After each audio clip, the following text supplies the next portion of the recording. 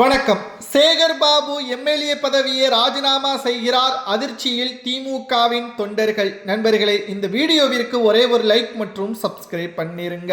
கொளத்தூர் தொகுதியில் மு.க.ஸ்டாலின் அவர்கள் தோல்வியை தழுவுவதற்கு ஒட்டுமொத்த காரணமும் சேகர் பாபு தான். அன்றைக்கு துர்கா ஸ்டாலின் அவர்கள் சேகர் பாபுவை வீட்டிற்கு அழைத்து லெஃப்ட் ரைட் வாங்கிய தருணத்திலேயே சேகர் பாபு அவர்கள் கோபாலபுரத்திற்கு வருவதையே நிறுத்திவிட்டார். மேலும் இரண்டாம் கட்ட திமுகவின் முக்கியமான தலைவர்கள் சட்டசபையில் ஸ்டாலின் அவர்கள் இல்லாதது மனவேதனை அடைகிறது என்றும், நிச்சயமாக நடைபெறக்கூடிய 7 சட்டமன்ற இடைத்தேர்தலில் அரசியல் கள நிலவரம் திமுகவிற்கு எதிராகத்தான் இருக்கிறது. ஆனால் மு.க.ஸ்டாலின் அவர்கள் சட்டசபைக்கு வர வேண்டும் என்ற ஆசையும் திமுகவின் நிர்வாகிகளுக்கு இருக்கிறது. இதற்கு ஒரே வழி துர்கா ஸ்டாலின் அவர்கள் போட்ட திட்டம்தான். துறைமுக தொகுதியில் தற்பொழுது ஒட்டுமொத்தமாக சேகர்பாபுவை ராஜினாமா செய்ய வைத்து அந்த தொகுதியில் தற்பொழுது மு.க.ஸ்டாலின் அவர்கள் போட்டியிட ஏற்பாடுகளை செய்துள்ளார். மேலும் மு.க.ஸ்டாலின் அவர்கள் முதலில் ஆரம்பத்தில் மறுத்தார். ஆனால் வேறு வழி கிடையாது. தற்பொழுது எதிர்க்கட்சி தலைவராக உதயநிதியின் செயல்பாடுகள் முற்றிலும் தவறாக இருக்கிறது. மேலும் அந்த பதவிற்கே அவருக்கு தகுதி இருக்கிறதா என்று மக்கள் கேள்வி கேட்க ஆரம்பித்து விட்டார்கள். நிச்சயம் நீங்கள் சட்டசபைக்கு செல்லத்தான் வேண்டும், வேறு வழியே கிடையாது. சென்னையில் துறைமுகம் திமுகவின் கோட்டை, அதில் நிச்சயம் நீங்கள் போட்டியிட்டுத்தான் ஆக வேண்டும் என்று துர்கா ஸ்டாலின் அவர்கள் வலுக்கட்டாயமாக மு.க.ஸ்டாலின் அவர்களை சம்மதம் தெரிவிக்க வைத்துவிட்டார். மேலும் அதிர்ச்சியடைந்த சேகர்பாபு அவர்கள் தற்பொழுது ராஜினாமா செய்ய முன்வந்துவிட்டார். மேலும் திமுகவில் கோபாலபுர குடும்பத்திற்கு எதிரியாக சேகர்பாபு அவர்கள் வர வேண்டும் என்பதற்காக தற்பொழுது ஒட்டுமொத்தமாக திமுகவில் தனது பதவியையும் ராஜினாமா செய்ய முன்வந்து விட்டார். இதனால் தற்பொழுது துர்கா ஸ்டாலின் அம்மையாரின் கோபம் தற்பொழுது தணிந்துவிட்டது. மேலும் சேகர்பாபு அவர்களால் தான் தனது மகனும் சரி தனது கணவரும் சரி மிகப்பெரிய அளவில் தோல்வியையும் ஆட்சியை இழக்கக்கூடிய நிலைமைக்கு காரணம் என்று கடுமையான கோபத்தில் இருந்தார். ஆனால் இப்பொழுது சேகர்பாபு அவர்கள் தனது எம்எல்ஏ பதவியை ராஜினாமா செய்ய முன்வந்து விட்டதால் அனைத்து தவறுகளையும் மன்னித்து விட்டதாகவும், தற்பொழுது நடைபெறக்கூடிய துறைமுகம் இடைத்தேர்தல் ராஜினாமா செய்த பட்சத்தில் மீண்டும் இடைத்தேர்தல் நடைபெறும். ஒட்டுமொத்தமாக 8 சட்டமன்ற இடைத்தேர்தல் நடைபெறும். அதில் எப்படியாவது நமக்கு தேவை துறைமுகம் தொகுதி மட்டும்தான். அதில் எப்படியாவது ஒட்டுமொத்தமாக தமிழ்நாட்டின் அரசியலை திரும்பி பார்க்கும் வகையில் மு.க.ஸ்டாலின் அவர்கள் வெற்றியடைய வேண்டும். 2வது முறை தோல்வி அடைந்தால் நிச்சயம் திமுகவில் இருந்து சேகர்பாபு அவர்கள் அடிப்படை உறுப்பினர் பதவியையும் ராஜினாமா செய்யக்கூடிய ஒரு சூழல் உருவாகும் என்று எச்சரிக்கையையும் திமுகவில் துர்கா ஸ்டாலின் அம்மையார் அவர்கள் தெரிவித்திருக்கிறார். அது மட்டுமல்ல, திராவிட முன்னேற்ற கழகம் ஆட்சியை இழந்ததற்கு சேகர்பாபு அவர்கள் பல நிறுவனங்களிடம் இருந்து பெற்ற கமிஷன் தொகைதான் காரணம். சரியான திட்டமிடுதல் கொளத்தூர் தொகுதியில் போடாததும் திமுகவின் தலைவர் மு.க.ஸ்டாலின் அவர்கள் தோல்விற்கு காரணமாக அமைந்துவிட்டது. திமுகவின் 2ஆம் கட்ட தலைவர்கள் எப்படியாவது மு.க.ஸ்டாலின் அவர்கள் இந்த தேர்தலில் போட்டியிட வேண்டும் என்ற அழுத்தம் கொடுக்கப்பட்டதன் காரணமாக தற்பொழுது மு.க.ஸ்டாலின் அவர்களும் சம்மதம் தெரிவித்து விட்டார். மேலும் நடைபெறக்கூடிய 6 சட்டமன்ற தேர்தல் மற்றும் ஒட்டுமொத்தமாக தமிழ்நாட்டில் இதுவரைக்கும் 7 தொகுதிகள் இடைத்தேர்தல் நடைபெறும் என்று கூறப்படுகிறது.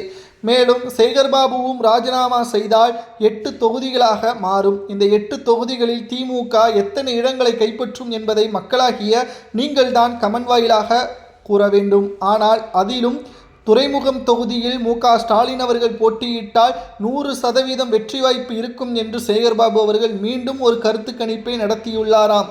இந்த கருத்து கணிப்பு தோல்வியை தழுவுமேயானால் சேகர்பாபுவிற்கு இருக்கக்கூடிய ஒட்டுமொத்த மரியாதையும் திமுகவில் இருந்து புறக்கணிக்கக்கூடிய ஒரு சூழலும், அதே சமயம் திமுகவில் இருந்து சேகர்பாபு அவர்கள் ஒட்டுமொத்தமாக தனது அனைத்து பதவிகளையும் துறந்து வேறு கட்சியில் இணைவதற்கான ஒரு சூழலும் அரசியல் களத்தில் அமையும் என்ற தகவலும் கிடைக்கப்பெற்றுள்ளது. மக்கள் திமுகவை வேண்டாம் என்று ஒதுக்கிவிட்டார்கள். ஆனால் இன்னமும் திமுக சட்டசபைக்கு செல்ல வேண்டும் என்று துடிக்கிறது. அதில் எந்த ஒரு தவறும் கிடையாது.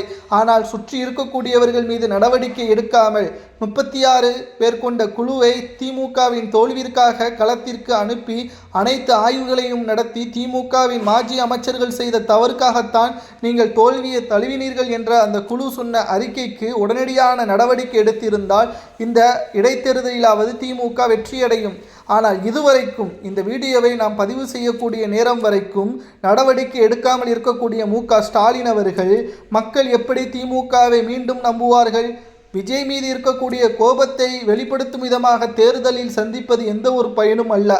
மக்கள் மீது நம்பிக்கையும் மக்களுக்கான உழைப்பையும் நீங்கள் களத்தில் போட்டீர்களா என்று கேட்டால் அது மிகப்பெரிய ஒரு கேள்விக்குறிதான்.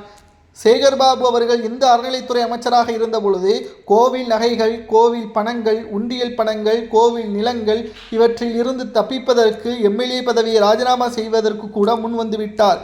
மேலும் எம்எல்ஏ பதவியை ராஜினாமா செய்து தற்பொழுது திமுகவில் தனக்கு ஆதரவுகளோ அல்லது கைது நடவடிக்கையில் இருந்து தப்பிப்பதற்கான எந்த ஒரு சலுகைகளோ திமுகவில் இல்லை என்றால் நிச்சயம் அவர் பாஜகவிலோ அல்லது மோடி அவர்களது தலைமையில் பாஜகவில் இணைவதற்கும் வாய்ப்புகள் இருக்கிறது. அதே சமயம் விஜய் அவர்களிடம் மண்டியிட்டு மன்னிப்பு கேட்டு தாவேக்காவில் இணைவதற்கும் வாய்ப்புகள் இருக்கிறது என்று சவுக்கு சங்கர் அவர்கள் ஊடகங்களிலும் பேசியுள்ளார்.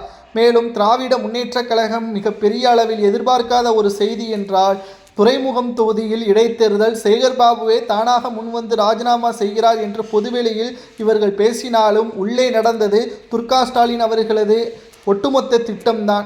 ஸ்டாலின் அம்மையார் அவர்கள் போட்ட திட்டம். ஸ்டாலின் தோல்விற்கு காரணம் சேகர்பாபு தான். ஏனென்றால் கொளத்தூர் தொகுதியும் துறைமுகம் தொகுதியும் சுமார் 1.5 கிலோமீட்டர் தான் வித்தியாசம். இரண்டுமே ஒரே தொகுதி என்று கூட கூறலாம். கிட்டத்தட்ட 1.5 கிலோமீட்டர் தூரம்தான் இடைவெளி. இதில் கொளத்தூரில் மட்டும் ஸ்டாலின் தோல்வி, துறைமுகம் தொகுதியில் எப்படி சேகர்பாபு வெற்றி? இதுதான் ஸ்டாலின் அம்மையாருக்கு மிகப்பெரிய ஒரு கோபம். இதனால்தான் உடனடியாக நடவடிக்கை எடுத்து அடுத்த 6 மாதங்களுக்குள்ளாக துறைமுகம் தொகுதியில் இடைத்தேர்தல் வர வேண்டும் என்று தேர்தல் முடிவுகள் வெளியான பிறகே ஸ்டாலின் நினைத்துவிட்டார். அரசியல் களம் எப்படி மாறப்போகிறது என்பதற்காக காத்து கொண்டிருந்த ஸ்டாலின் அம்மையார் அவர்களுக்கு தற்பொழுது தானாக தேடி வந்த அதிர்ஷ்டமாக தற்பொழுது தனது கணவரை வெற்றியடை வைப்பதற்கான முழு வீச்சில் களத்தில் இறங்கியுள்ளார். ஆனாலும் கூட துறைமுகம் தொகுதியில் 2வது முறை திமுக வெற்றியடையுமா? முதல் முறை சேகர்பாபு வெற்றியடைந்து விட்டார். தற்பொழுது ராஜினாமா செய்யவும் முன்வந்து விட்டார். இடைத்தேர்தலில் ஸ்டாலின் அவர்கள் களமிறங்கினால் இந்த துறைமுகம் தொகுதியில் ஸ்டாலின் அவர்கள் வெற்றியடைவாரா தோல்வியடைவாரா என்பதை மக்களாகிய நீங்கள் தான் கமெண்ட் வாயிலாக கூற வேண்டும். தேர்தலில் எத்தனை கோடி பணங்களை செலவு செய்து வெற்றியடைய வேண்டும் என்று துடிக்கின்ற திமுகவிற்கு ஏன் ஆளும் கட்சியாக இருந்த பொழுது மக்களுக்கு செய்யக்கூடிய நன்மையே முழு மனதோடு முழு வீச்சில் செய்யவில்லை? அப்படி செய்திருந்தால் மக்கள் தானாகவே உங்களை வாய்ப்பை வழங்கியிருப்பார்கள். ஆனால் இதுவரைக்கும் திமுகவினர்கள் சுயநலமாகவும் கோபாலபுர குடும்பத்தின் வளர்ச்சிக்காகவும் அமைச்சர்களது சொத்துக்களை பெருக்குவதற்காகவும் முயற்சிகளை மேற்கொண்டுள்ளனர். நண்பர்களே, இந்த இடைத்தேர்தல் சரியா தவறா? துறைமுகம் தொகுதியில் சேகர்பாபு எம்எல்ஏ சரியா தவறா என்பதை கூறுங்கள்.